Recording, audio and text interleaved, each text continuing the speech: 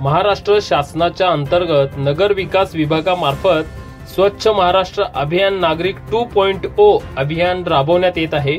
या अभियानाची मुख्य वैशिष्ट्य म्हणजे एकच लक्ष शहरे स्वच्छ। या अंतर्गत कचरा मुक्त शहरे, कचऱ्यांचे वर्गीकरण, सुका कचरा, ओला कचरा व घातक कचरा, तसेच या कचऱ्यावर शास्त्रोक्त पद्धतीने प्रक्रिया, प्लास्टिकचा वापर टाळा आदी मुख्य वैशिष्ट्यानुसार महाराष्ट्र शासनाच्या अंतर्गत राज्यातील विविध जिल्ह्यांमध्ये नगर विकास विभागाच्या माध्यमातून महानगरपालिका, नगर परिषदा व नगर पंचायत असणाऱ्या शहरांमध्ये नगर विकास विभागाअंतर्गत स्वच्छता अभियान राबविण्यात येत आहे।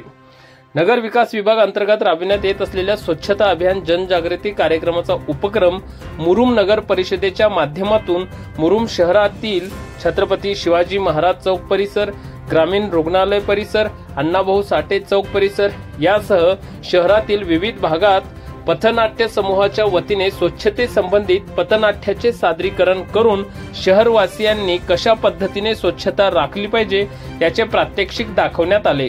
नागरिकांनी कॅरीबॅग ऐवजी कागदी पिशव्यांचा वापर केला पाहिजे, तसेच सुका कचरा, ओला कचरा व घातक कचरा यांचे वर्गीकरण करावे। त्यात प्रामुख्याने सुक्या कचऱ्यामध्ये प्लास्टिकच्या वस्तू जसे पिशवी, बाटल्या, डब्बे, प्लास्टिकचे कप, दुधाची पिशवी, चॉकलेट, कॉफी, चिप्सचे कव्हर, कागद, वर्तमानपत्र, पुठ्ठा, कागदी बॉक्स, काचेच्या बाटल्या, रबर, थर्माकोल, जुने चिंध्या, कपडे हे सर्व सुक्या कचऱ्यामध्ये येते।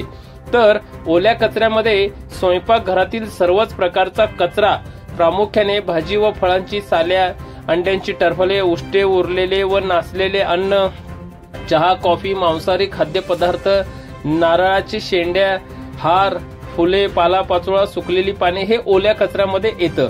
तर घातक कचऱ्यामध्ये ज्याच्याकडे पाहिलं जातं त्यामध्ये डायपर, सॅनिटरी नॅपकिन, मलमपट्टी, जुने झालेले औषधे, कीटकनाशकांचे डबे, LED बल्ब, ट्यूबलाईट, वापरलेल्या बॅटऱ्या असे टाकून दिलेले पेंटचे डबे, ड्रम, ब्लेड, इंजेक्शन औषधांच्या बाटल्या ह्या सर्व बाबी घातक कचऱ्यामध्ये येतात।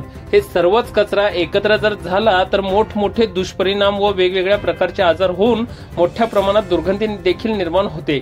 त्यामुळे हे तिन्ही कचरे वेगवेगळ्या पद्धतीने केल्यास मोठ्या प्रमाणात होणाऱ्या दुष्परिणामापासून सुरक्षितता मिळते। या होणाऱ्या दुष्परिणामापासून नागरिकांमध्ये स्वच्छ व सुंदर पर्यावरण पूरक वातावरण निर्माण करणे अत्यंत गरजेचे आहे, असा सामाजिक संदेश पथनाट्याच्या माध्यमातून कलाकारांनी दिला। यावेळी मुरुम नगर परिषदेचे कर्मचारी प्रवीण सोनवणे यांच्या माध्यमातून शहरात विविध ठिकाणी उपक्रम राबवण्यात आला। तर पथनाट्याच्या माध्यमातून प्रदीप बनसोडे, शुभांगी गजरे, वैष्णवी कंदलकर, प्रमोद हाके, प्रकाश परदेशी, भागवत बोंबले, योगिता चव्हाण, सूरज नरोटे, अविनाश पारसे, सारिका भानसिंग या कलाकारांनी पथनाट्य उत्कृष्टरित्या सादर केले।